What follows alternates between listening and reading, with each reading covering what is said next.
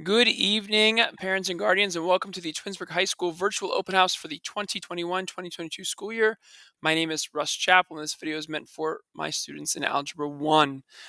So again, first off, thank you for taking the time to view this video and get to know how your students will learn Algebra 1 this year in my classrooms. All right, so let's get right to the information. All right, so again, my name is Russ Chappell. I have 13 years of experience, 11 here at Twinsburg. I coach the boys soccer team as the varsity assistant, and I'm also the junior varsity boys tennis coach. I am a resident of Twinsburg. I have 3 daughters, a set of twins who are 5 who just started kindergarten here for the school district, and then a 3-year-old daughter at home. This is my email address. Best way to contact me. Please feel free to email me with any concern at all. I'm not always the best to reach out to you, but if you reach out to me, I will definitely get back to you as soon as I can. And then there's my phone number too, in case you want to leave a voicemail. Course information for Algebra 1, I do have 3 blocks, Blue 2, White 1, and White 4. Blue 2 and White 4 are both co-taught, which means I have a co-teacher, Ann Gorman, in the classroom with me. She's an intervention specialist. Her email is there. She has co-taught for Algebra 1 for the last 4 or 5 years. She knows the curriculum. She's able to help the kids. She's my equal in the classroom. So again, we're lucky to have a second adult in the room to help the students out. Websites, Google Classroom. So if you take a look at Google Classroom here, every class day I post an announcement. This announcement has the daily schedule on it. It also has the notes for the next class. I am doing what's called flipping the classroom. So the students' homework this year will be to take the notes. So before they leave class, I will give them a copy of this set of notes. It'll be front and back. The Google Slides will be kind of miniature, so multiple slides per page, and they'll use that to copy the notes. They'll watch these videos, and these videos will be my voice. They're made by me, my writing, and hopefully they can copy them in and gain some understanding about the information that's going to be covered the next class time. All right. So that's what Google Classroom is all about with the video notes. Savvis Realize is our new online software. Give me a second to log into it real fast, and we'll show you what it has to offer. So in the Savvis Realize, and again, there are some kinks, so you'll see, and I'm sure maybe your student has griped about it already. So there is an online textbook right here, but the students don't really need it right now. What they need is in their class, they need to find the assignments. These assignments are digitally assigned. They are digitally completed, so everything's online. Typically, there are 4 assignments: a bell work, a lesson, quiz, a practice, and a reteach. So I love these practice assignments because when the students answer a question, if they're wrong, they have 2 more opportunities to correct their answer. They get some feedback. They can also view an example to kind of walk them through a similar problem so that they can try to attempt it again by themselves. So it's really good. It has, some feedback component built into it. And then lastly, the Desmos graphing calculator. This is the calculator we will use in class.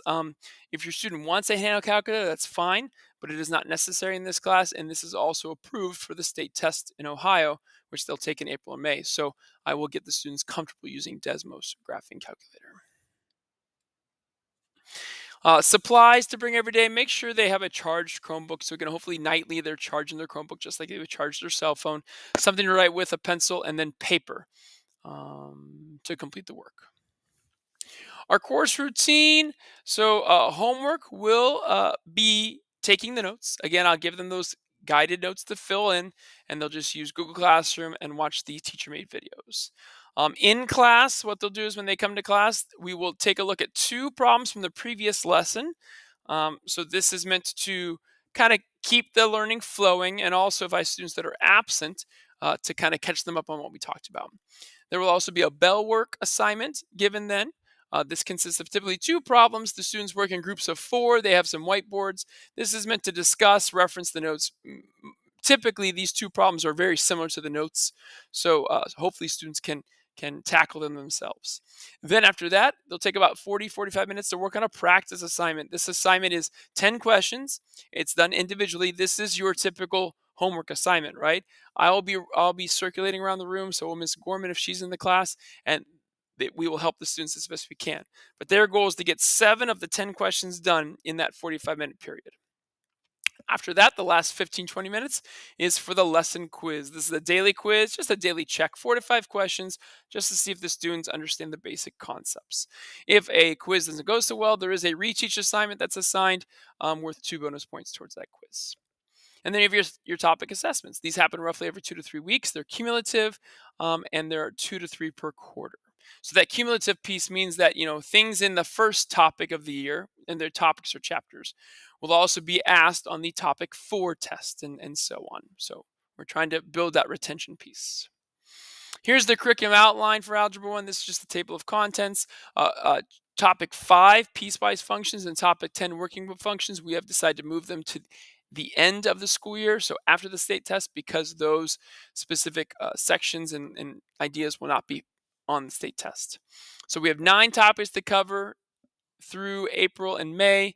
So we'll do our best to get that done. Course expectations and grading. So my expectation is that your student gives their best effort when they're here. They try to forget about everything and just give me their 100% that day. They need to be comfortable making mistakes, right? Not everybody's perfect the first time, so they have to be okay with trying something and failing. That's part of the learning process. And then don't get frustrated when those mistakes happen. Don't put your head down. Don't say I'm done, right? Raise your hand, get some help, right? Use that as motivation that you can improve, right? I know that's tough for some students, but we're trying that to instill that in them, that perseverance concept. Grading, 2 types of grades. First, to emphasize that idea of best effort, there's an effort grade, 30%. This usually is 2 grades in the grade book. First, daily work grade. This is going to be a combination of their notes, the bell work, and their practice assignment. 2 points for each of those individual things adds up to 6 points. And then the lesson quiz, 4 to 5 questions worth 4 to 6 points. And again, if it doesn't go so well, they could get 2 bonus points back by doing the reteach assignment. And then you have your topic assessment, 70% of the grade, so more than double the effort, right, grade. So it's biggie. These are those topic assessments. End of each topic, they are cumulative. And again, they should be about every 2 to 3 weeks, maybe 4 weeks. So you have about 2 to 3 per quarter. So 2 major chances to really affect your grade. So if a student wants to earn an A for the class, they better be earning A's and B's on these topic assessments. So they're a big deal. And there will be a review provided for the students to work on. We're toying around with maybe letting them use the review on the assessment. So we'll see what we decide. And then lastly, extra help. If your student is struggling, please reach out to me, communicate to me. I will keep an eye on grades and reach out to your student. I do have planning blue 4, white 2. So if they have study labs during those times, we can meet. I can arrange some after school help. My time is limited right now due to soccer, but I will do my best to accommodate. There are also 2 math coaches at the high school, Abby Teal and Chris Kuzis. Their emails are there. If your student wants to work with them during their times, that's great too. They're more available than I am throughout the day. Okay. All right. So I'm looking forward to a great school year. And if you have any questions or concerns, please feel free to email me. All right. Thanks for watching this video and take care.